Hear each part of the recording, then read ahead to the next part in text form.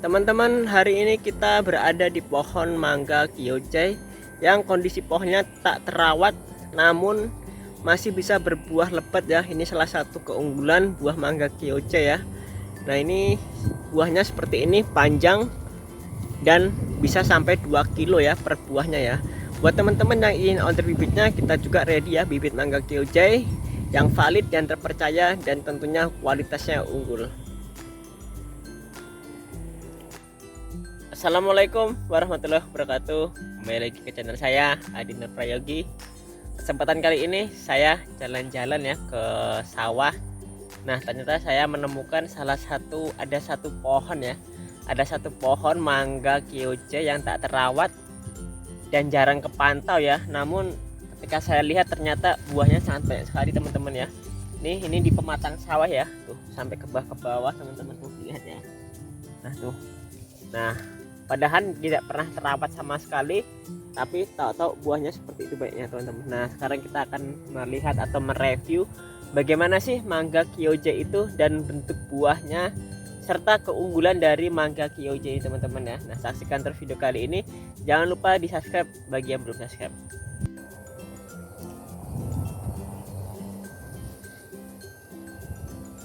Di musim kemarau ini kalau kita perhatikan teman-teman ya, nah sekarang banyak sekali mangga-mangga, hampir semua jenis mangga sekarang pada berbuah lebat-lebat seperti ini ya. Nah, ini kondisinya tanaman mangga ini tidak pernah kita rawat sama sekali ya. Jangankan untuk kita pupuk ya teman-teman ya, disiram pun tidak ya, karena ini kita tanam di pematang sawah tetangga ya, bukan sawah kita ya. Daripada nggak kepakai dan nanti sampingnya situ saluran irigasi, daripada nanti ini terjadinya penurunan pada pematang sawahnya, maka dari itu kita tanamin saja pohon-pohonan mangga seperti ini ya. Dan alhamdulillah sekarang di kemarau panjang ini kalau kita lihat ya, hampir semua tanaman mangga itu berbuah normal teman-teman.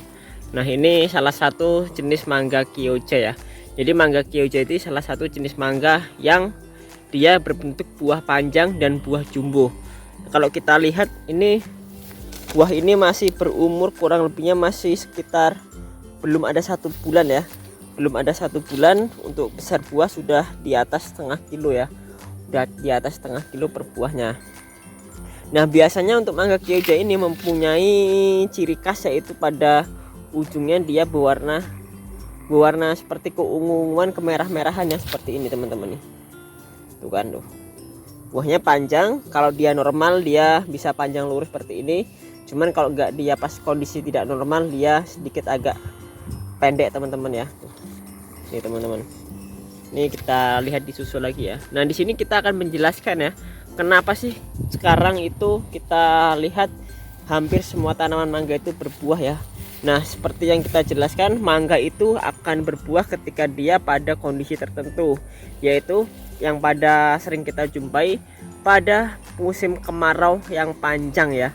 Jadi ketika musim kemarau panjang, proses penyerapan unsur nitrogen pada tanaman itu akan terhambat, sehingga akan meningkatkan kandungan karbon terhadap nitrogen di dalam tanaman itu meningkat ya. Jadi karbon yang ada di dalam tanaman itu meningkat ya, atau yang sering kita sebut dengan C/N rasio, yaitu perbandingan antara karbon terhadap nitrogen yang ada di dalam tanaman.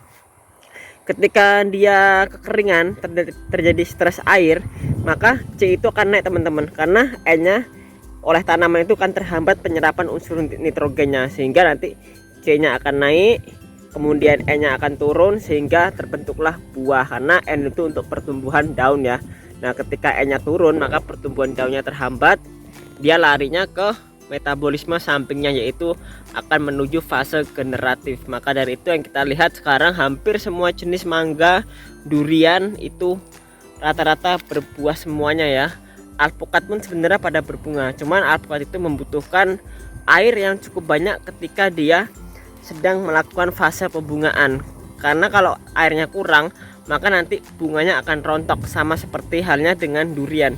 Durian juga ketika dia itu kandungan airnya kurang, maka dia akan rontok teman-teman ya. Kalau mangga itu salah satu tanaman sangat kuat sekali ya, jadi ketika diterjang kemarau panjang pun dia masih bisa berbuah seperti ini. Ini pohon yang tak terawat pun bisa berbuah selebat ini teman-teman. Nah maka dari itulah kita lihat sekarang hampir semua pohon mangga itu berbuah ya, itu karena musim yang sangat cocok. Nah terus bagaimana sih cara kita membuahkan di pot agar mudah? Ya kita kondisionalkan saja tanaman kita yang di pot itu kita buat seolah-olah di musim kemarau. Caranya bagaimana? Caranya kita hentikan penyiraman teman-teman. Mangga itu kita hentikan penyiraman selama 4 hari, bahkan sampai 1 minggu dia tidak akan mati teman-teman ya. Nanti kalau sedikit layu kita tambahkan saja air sedikit saja. Yang biasanya kita menyiram 10 liter, 5 liter itu kita jadikan hanya 1 liter saja. Nah kalau kegiatan itu kita rutinkan secara terus menerus, maka tanaman yang di pot itu sama saja dia terkena musim kemarau yang sesungguhnya, sehingga nanti dia akan berdampak pada fase pembuahan juga. Itu namanya yang sering kita sebut manipulasi stres air, nah atau pembuahan dengan metode stres air. Namun ada metode yang lebih cepat lagi ya untuk mangga ya, penggunaan hormon atau ZPT, zat pengatur pertumbuhan yang berbahan aktif paklobutradiol. Cuman kalau saya sarankan penggunaan paklobutradiol itu dilakukan 1 kali dalam 1 tahun. Karena apa? Karena paklobutradiol itu sifatnya dia menghambat atau memberhentikan pertumbuhan tunas ya, sehingga nanti dia langsung berbuah. Namun ketika kita salah aplikasi atau overdose aplikasi ya, itu tanaman itu malah akan stagnan ya. Stagnan, bisa jadi nanti malah di musim selanjutnya dia tidak bisa buah sama sekali.